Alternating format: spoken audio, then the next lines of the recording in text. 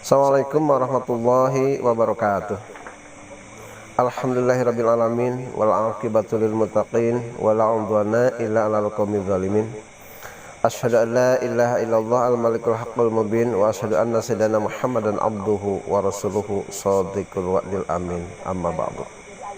Para ibu kali bapak hadirin sang hadir nu kusim kami hormat. Puji syukur kasangakeun gadat Allah Rabbul Ghafur ngalangkungan kodo kodarna wong ieu urang ditepangkeun. Mudah-mudahan ageng berkah sareng padilah kanggo urang sadaya.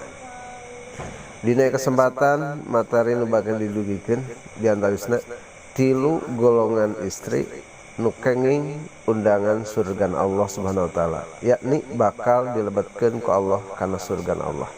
Hiji diantawisna ida sholatil mar'atu khamsaha, nu kahiji di mana-mana istri ngajagi ngarawat kana salat anu 5 waktu.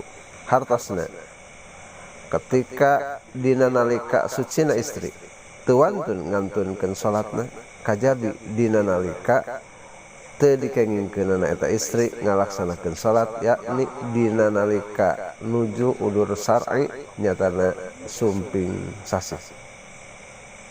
Nu kadua wasomat sahraha, di mana-mana istri miara karena saum dina salami sasih Ramadan.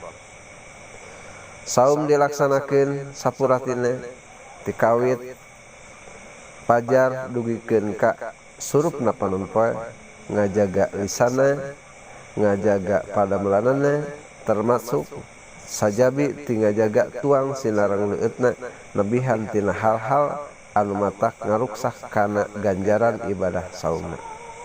Margi teu saeutik jalmi nu ngalaksanakeun saum teu kenging ganjaran ibadah saum ngan kenging ganjaran lapar sareng dahaga. Dawuh Nabi, kam min shaimin laisa lahu jazaun ilal ju wal atsu. Seueur di antawisna jalmi anu ngalaksanakeun ibadah saum, saumna tamat ngan ganjaranana lapar jeung halab-hab. Nu katilu wa ataat jauzaha, di mana-mana istri salami dina nggone ngalaksanakeun ngarumah tanggi taat kana janten sarogena. Salah sawios di antawisna hikmah atana pikeun ku ngalaksanakeun taat kana jadi saroge. Di antawisna salah sahiji kisah ketika seorang suami ngamanatkeun kana jadi istri saceacana angkat ka medan perang sareng Kanjeng Nabi, eta istri teu kenging ka mana-mana salami saceacan suamina mulih.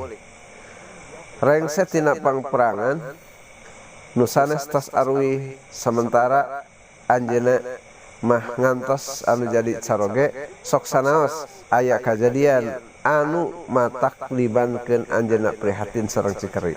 Di antawisna ku ayana ibuna teu damang. Sakali, 2 kali, 3 kali disusulan eta istri diwartosan ibuna teu damang, dugikeun ka repot, dugikeun ka maotna, dugi ka dilaksanakeun penguburanana, eta istri taat kana jadi caroge sehingga sakadar engke insyaallah bade sumping saparantosna caroge mulih. Dugikeun ka uihna, dugikeun ka dikuburna, eta layon anu janten ibuna, eta si istri teu kantos ngalayad heula kana janten ibuna.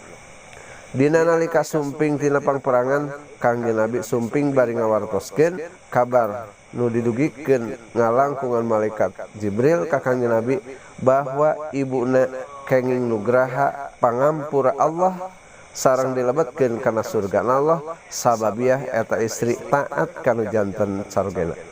Jadi 3 hal ieu jadi jaminan kanggo istri dilebetkeun kana surga Allah. Nyatana hiji piara salat nu 5 waktu, nu kadua sampurnakeun saum salami sasih Ramadan, nu katilu sing taat kana janten saroge. Mudah-mudahan aya maslahat kali manfaat kanggo urang sadana. Wallahul muwaffiq ila aqwamit thoriq. Assalamualaikum warahmatullahi wabarakatuh.